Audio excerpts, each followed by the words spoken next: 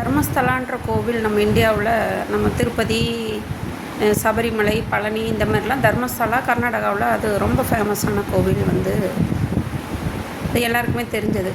அங்கே ஒரு பெரிய இன்சிடெண்ட் நடந்துச்சுன்ட்டு எப்போது கிட்டத்தட்ட 1995 நடந்துச்சு.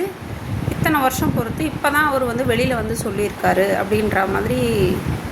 இப்போ ஒரு பிரச்சனை போயிட்டுருக்கு. இத்தனை பேரை கொன்று உள்ளே புதைச்சி அத்தனை பொண்ணுங்களை கொன்று புதைச்சிருக்காங்க அப்படின்ட்டு. ஐயோ, இதில் ஆச்சரியப்படுறதுக்கு ஒரு விஷயம் இல்லைங்க. நம்ம நாட்டு சட்டம் அதை தான் சொல்லுது.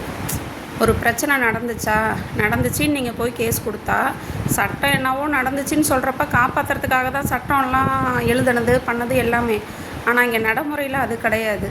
நடந்து முடிஞ்சிருச்சா, செத்துட்டாங்களா, அதை உடனே சொன்னால் அவங்களுக்கு பயந்தானே.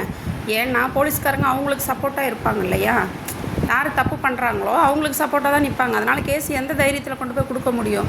தைரியமாக யாராவது கொண்டு போய் கொடுத்தா சைக்கோ மென்டல்னு பட்டம் கட்டி விட்டுருவாங்க. எங்கேயாவது ஒன்று அத்தி பூத்தா மாதிரி 1-2 விஷயம் அப்போயே உடனடியாக தீர்வு கொடுத்துட்டாங்கன்னா அதுதான் நம்ம இந்திய நாட்டினுடைய கல்ச்சர், கலாச்சாரம், நம்ம சட்டன்ற மாதிரி நம்ம சொல்கிறோம். அது கிடையாது. இன்றைக்கி வரைக்கும் ஒரு கோர்ட்டில் கேஸை போட்டாலோ ஒரு நியாயத்தை கேட்டு போனாலோ நீங்கள் ஒரு 20 வருஷம் வெயிட் பண்ண வேண்டியது வரும். அந்த 20 வருஷத்துக்கு அப்புறம் கூட நீங்கள் அனுபவித்த கஷ்டத்துக்கோ உங்களுக்கு லாஸ் ஆனதுக்கோ ஏதாவது கிடைக்குமா அப்படின்னு கேட்டால் ஒரு தீர்ப்பில் என்ன சொல்லுவாங்க ஏது சொல்லுவாங்கன்னு தெரியாது. ஆனால் அப்போ அந்த பரபரப்பாக போயிட்டே இருக்கும். அப்புறம் அடுத்த ஒரு விஷயம் இது அப்படியே அமுங்கி போகும். இன்றைக்கி இதில் ஆச்சரியப்படுறதுக்கு ஒன்றுமே இல்லை. எந்த நாட்டில் சட்டம் தீர்வு கரெக்டாக இருக்குன்னா இப்போ தப்பு பண்ணால் கையை வெட்டு, காலை வெட்டு, அதை வெட்டு, இதை வெட்டுன்னு சொல்கிற ஒரு நாடு இருக்குது. அது எந்த நாடுன்றது எல்லாருக்குமே தெரியும். ஆனால் நம்ம நாட்டினுடைய பிரச்சனை இன்னமும் பொண்ணுங்க ஒரு பிரச்சனைன்னு வெளியில் போய் சொல்ல முடியாது.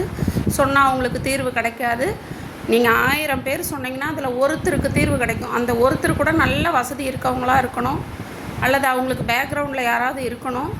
இல்லை இந்த ஒன்றுமே நடக்கலை அப்படின்னு சொல்லிடக்கூடாதுன்றதுக்காக ஒருத்தருக்கு தீர்வு கொடுத்துருவாங்க. 1000 பேரில் 999 பேர் வெயிட் பண்ணிட்டு தான் இருக்கணும். அது கிடைக்கும், கிடைக்காமையும் போகலாம்.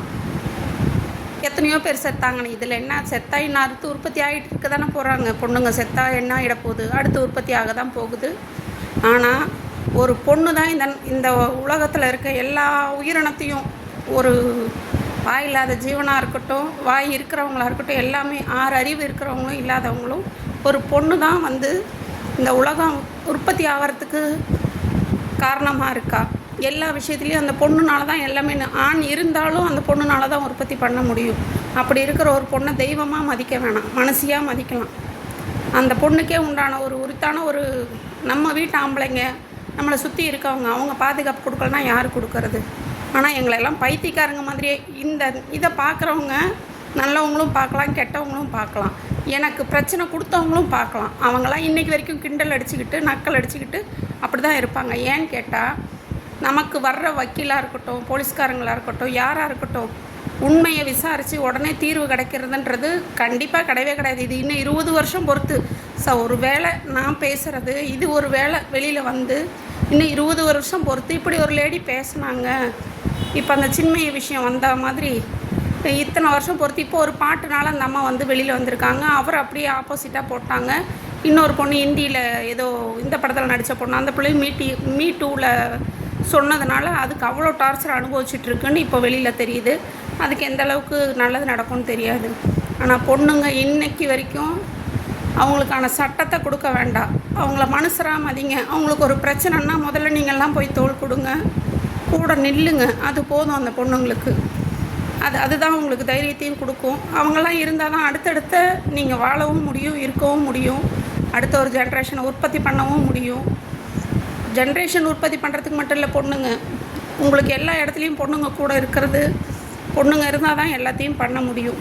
இது நான் சொல்கிறது உண்மையாக பொய்யான்றதை விட இதில் இருக்கிற பெரியவங்க எல்லாமே ஆலோசனை பண்ணி செஞ்சிங்கன்னா இனி வர்ற ஜென்ரேஷன், நம்ம வீட்லேயும் குழந்தைங்க இருக்குது, அந்த குழந்தைங்களாம் என்ன பாதுகாப்பில் இருக்க போகிறாங்க, என்ன அவங்களுக்கு எல்லாம் நடக்க போகுது, தப்பு நடக்காமல் எப்படி பார்க்க போகிறோம், தப்பு நடந்தால் எப்படி காப்பாற்ற போகிறோம் அப்படின்றதெல்லாம் இனி வர்ற பெரியவங்க எப்படி சட்டத்தை கொண்டு வருவீங்களா, இல்லை இதுவே தான் நீளுமா, இன்னும் இதை விட மோசமாக போகுமா, அதெல்லாம் எனக்கு தெரியாது. ஆனால் இன்றைக்கி வரைக்கும் பொண்ணுங்க இப்படி தான் இருக்காங்கன்றதை மட்டும் எனக்கு தெரியும்.